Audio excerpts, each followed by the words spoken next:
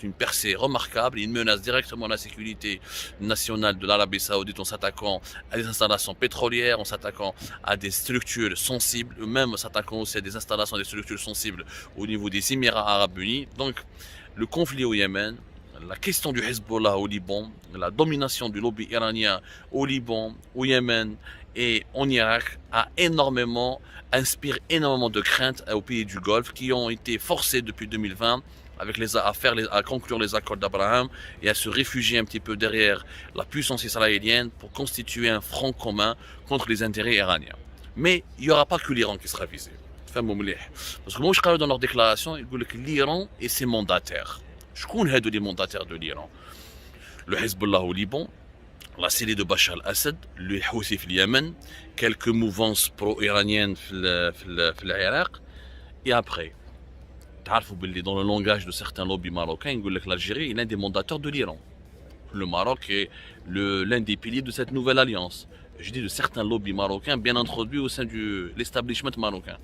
Pas tous les lobbies marocains, pas tous les décideurs marocains pensent de cette manière, mais une bonne partie de ces décideurs pensent de cette manière. Ils ont tout fait pour associer l'Algérie à l'Iran. Je n'ai pas de preuves. Je n'ai pas envie de faire du sensationnalisme ou de faire du complotisme, vous disant le sommet de Negev, qui va devenir un forum annuel. C'est-à-dire que chaque année, au niveau de cette région d'Israël, sur le lieu de naissance de David Ben Gurion, chaque année, il y aura un forum annuel auquel vont participer les personnalités les plus importantes d'Israël, des Émirats, du Maroc, du Bahreïn et de l'Égypte. Peut-être que ça ne va pas cibler l'Algérie directement, mais ça va avoir un impact énorme sur l'Algérie parce que ce sommet signe la mort de la Ligue arabe. Au moment où l'Algérie voudrait organiser le sommet arabe le 1er novembre, il faudrait peut-être que l'Algérie se pose la question à quoi ça sert ce sommet. La Ligue arabe, ça sert à quoi maintenant? La Ligue arabe ماتت. الجامعة العربية ماتت. La véritable Ligue arabe aujourd'hui, c'est le sommet de Negev, c'est le forum de Negev. Le forum de Negev qui risque aussi de regrouper d'autres pays. L'Arabie Saoudite n'a pas signé d'accord avec Israël, mais les négociations sont en cours depuis 2020, voire 2019. Les Émirats, et c'est le porte-parole de l'Arabie Saoudite et c'est le relais saoudien. Comme l'Arabie Saoudite accueille la Mecque et Médine, donc elle ne veut pas serrer la main aux dirigeants israéliens, mais elle a chargé les Émirats de parler en son nom. Le Koweït, il reste un peu neutre, mais je pense pas qu'il va tarder à s'allier aussi avec cette nouvelle alliance. La Jordanie qui veut rester neutre, elle veut devenir la Suisse du Moyen-Orient en étant un pays neutre, mais je ne crois pas qu'elle pourra le rester longtemps. Quoi qu'il arrive, l'Algérie plus que jamais isolée. Parce que qu'est-ce qui reste dans la région? La Libye qui est divisée, qui est en guerre, qui est complètement divisée, colonisée par des puissances étrangères. La Turquie d'un côté, la Russie, l'Égypte et les Émirats de l'autre. La Tunisie qui est en faillite économique et en faillite politique avec une société civile totalement détruite et une démocratie totalement sabotée, mais un président qui roule directement pour les intérêts émiratis et les intérêts saoudiens contre les intérêts turcs et qataris qui soutiennent les frères musulmans à travers le parti Nahda. L'Algérie تلعب وحدها dans la régiون لقينا رحنا وحدنا. Les seules bonnes relations اللي عندنا اليوم مع le Niger, notre voisin, le Mali, les généraux maliens qui veulent rester au pouvoir, la Libye, on essaye mais on a hors champ. Le seul pays avec lequel nous entretenons une bonne relation pour le moment, c'est le Qatar, Doha. Le protecteur de Doha, c'est la Turquie. Est-ce qu'il faudrait construire une alliance avec Doha et la Turquie pour contrecarrer cette nouvelle alliance? Parce que on ne peut pas isoler. On peut une nouvelle alliance régionale. La Ligue arabe met être là. Pour moi, pour l'Algérie, si j'étais à la place de Tebboune et de Shengriha, je ferais une réunion d'urgence pour dire à quoi ça sert d'organiser la Ligue arabe. هم داروها لا ليغا تلاقاو في شرم الشيخ وتلاقاو في النيجاف en Israël وتلاقاو كاع بيناتهم وداروا un forum où ils vont d'autres pays vont essayer de les rallier. Quelle serait l'utilité de la Ligue arabe? L'Égypte elle a choisi son camp. Où l'ambassadrice israélienne en Égypte ferme, les entreprises égyptiennes vont investir en Israël, les entreprises israéliennes vont investir en Égypte. Et les rapports vont s'approfondir. On parle de coopération sécuritaire. Le Maroc il a déjà un accord militaire avec Israël. Des généraux israéliens rencontrent les généraux marocains. Les Égyptiens, ils ont des accords depuis Camp David de renforcement et de coopération sécuritaire avec Israël. Les Émirats, clairement, ils ont une coopération sécuritaire. Elle n'est pas encore militaire, mais au niveau du renseignement et du renseignement, que ce soit de l'intelligence économique ou du renseignement sécuritaire, elle est actée. وش يبقى l'Arabie Saoudite elle va rester derrière le rideau et les Émirats vont parler en son nom كما كنا نقول لكم. La Ligue arabe n'existe plus. خلاص la Ligue arabe. شكون بقات la Ligue arabe؟ بقات فيها l'Algérie, le Qatar. Il est de plus en plus isolé. Le Qatar اليوم il a juste de bonnes relations avec l'administration Biden qui lui a promis d'avoir un statut de partenaire privilégié de l'OTAN pour le protéger davantage.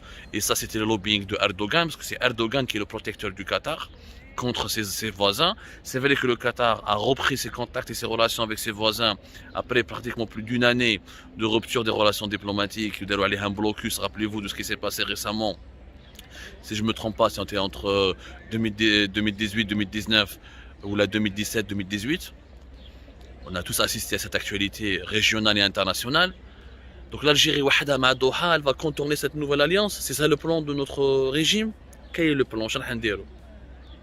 Et parce que là, avec un accord sécuritaire, c'est clair que les pays ne veulent pas que l'Iran ait l'arme nucléaire, ils veulent saboter l'accord négocié par Washington et Moscou avec Téhéran pour avoir l'arme nucléaire, pour une normalisation des relations de l'Iran et pour un retour en force de l'Iran sur la scène mondiale. Mais l'Algérie, nous sommes isolés, sauf si on parce que si ça continue comme ça, on sera contraint de s'allier avec les Iraniens. Mon voisin, le Maroc, il est allié militairement avec les Israéliens.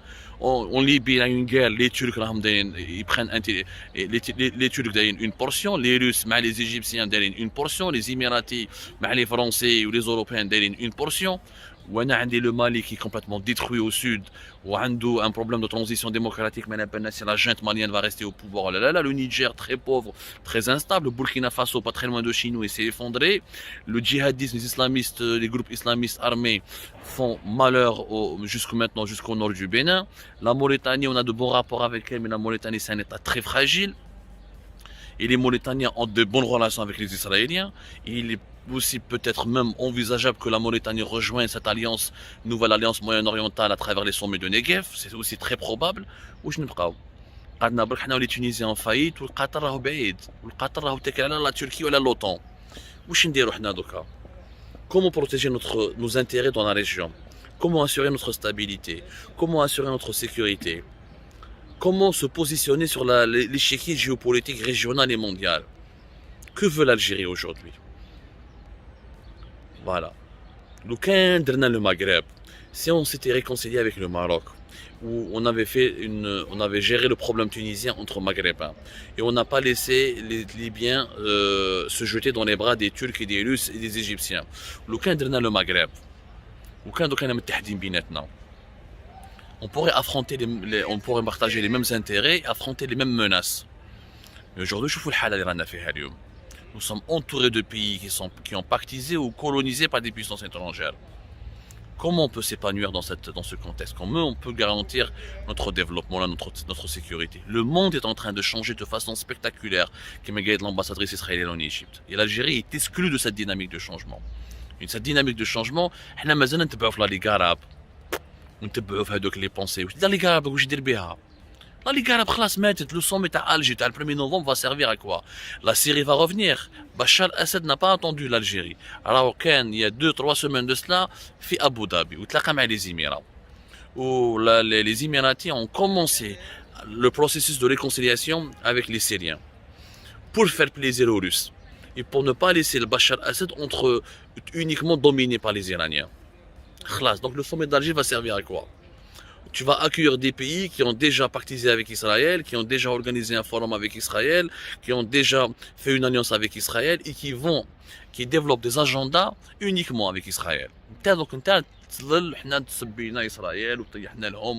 nous sommes pro-palestiniens, etc. ودرنا واللوبي الصهيوني وما على باليش هام كاع مع الصهاينه بقينا غير حنا وحدنا دوكا مع من ندوروها مع لي زيرانيان au risque de déplaire à l'Occident et de faire un bras de fer avec les États-Unis, avec les monarchies du Golfe. Chef, le régime algérien, il essaie de se positionner, de se rapprocher de l'Arabie Saoudite. Ça n'a pas encore marché. Tebboune n'a pas pu aller à Riyad, alors qu'il devait aller en Arabie Saoudite. وعلاش لا لا؟ حبس غير في دوحة في الكويت, parce que l'Arabie Saoudite n'approuve pas la politique du régime algérien et son hostilité contre le voisin marocain.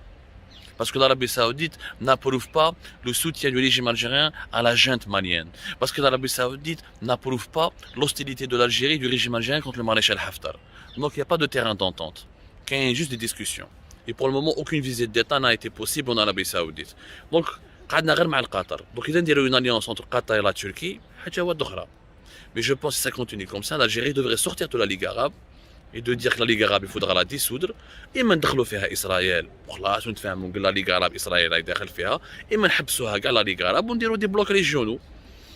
Chaque 4-5 pays font des blocs régionaux pour défendre leurs intérêts, leur sécurité. Mais rester comme ça, dans l'Algérie, dans la configuration des années 70 et des années 80, alors que le monde a fait 2020. Ça va avoir un impact direct sur notre sécurité nationale. Ça va les